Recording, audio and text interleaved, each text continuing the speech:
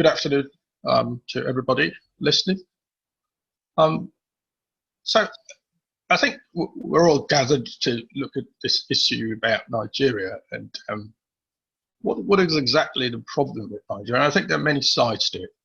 I'm going to try and focus on the health side of it. First of all, what I'll say is in terms of the classic African mentality, if you go hundreds and thousands of years back, it's all about the African mentality in terms of culture tradition is all about remembering. It's all about remembering and reminding yourself. And there's it's all about remembering. But what's probably been happening over the last maybe 300 or 400 years is forgetting. There's a lot of forgetting going on. So, lessons are not being learned for whatever reasons. Facts are being ignored. And in the end, we have a big country, but at the same time, a very big problem. So, the problem with the country is extremely fundamental. Okay, so right from the very beginning. Now, I'm going to come to the health issues. Look, at the moment, we have a national budget that's allocated about 427 billion naira as a healthcare budget for well over 200 million people. Now that essentially is just less than 2,000 naira per citizen for the whole of the calendar year in 2020. And even more unfortunate is the fact that part of that budget was actually cancelled by 40%, and specifically the primary care budget. Now, in terms of health for any community or country, the primary health care is the bulk of how you manage people's health and essentially people's lives. So, but on the 60th anniversary of independence for Nigeria, healthcare has been declared a disaster by essentially all stakeholders. And you notice that for primary healthcare, we have less than 150 naira per citizen for the whole year. Now, that is just enough to buy you a soft drink. That is the worth of the life of every single citizen for primary health care in Nigeria. And, it's been forgotten, and we're sort of trying to carry on. That is a death sentence. If you look at your primary health care, only giving you what would account for just about maybe 30 pence in the UK. You can't buy a sweet with it. You can't buy a little tiny chocolate with it. That is a terrible joke. Now, if you look at the basic healthcare, it was about 44 billion naira. And then somewhere along the line, it was slashed down to 25 billion naira. It's not to say that the healthcare system has been sorted out over the years. It hasn't been, because if you look at the maternal mortality rate, and I'm going to do a very short comparison with the UK.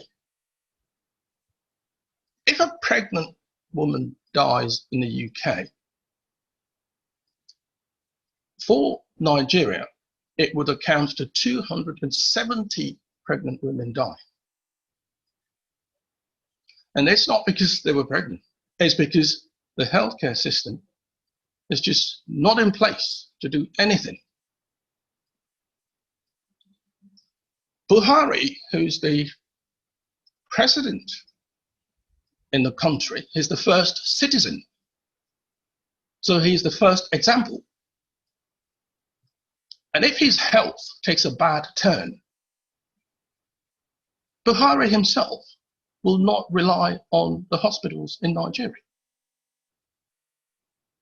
He himself is convinced that the hospitals in his own country, where he feels proud to be president, are death traps in a nutshell.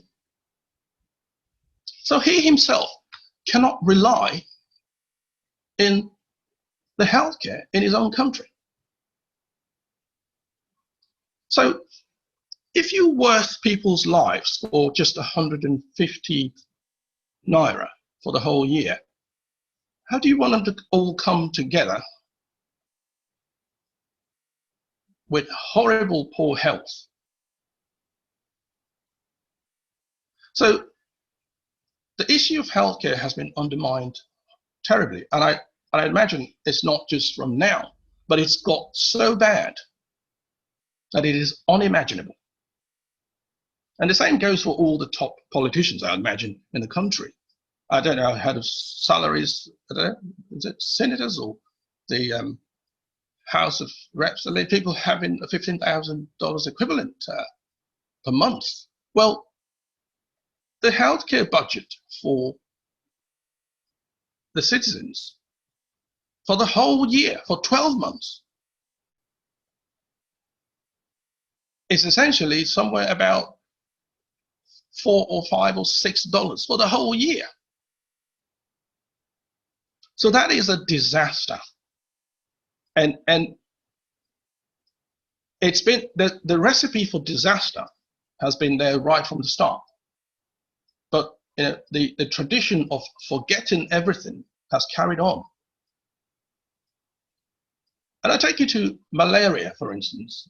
That would kill around 300,000 Nigerians every year.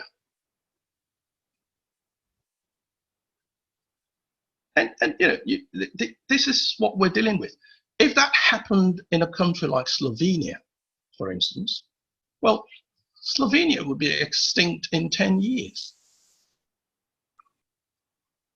So we are dealing with a horrible disaster.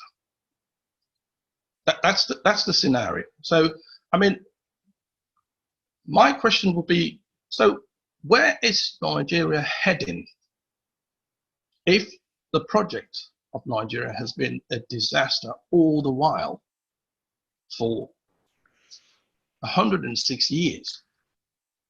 And it's only got worse in the last 60 years. So it's not improving, it's only getting worse. By the day, it gets worse. So there's no excuse for this disastrous lack of healthcare. Not a single excuse.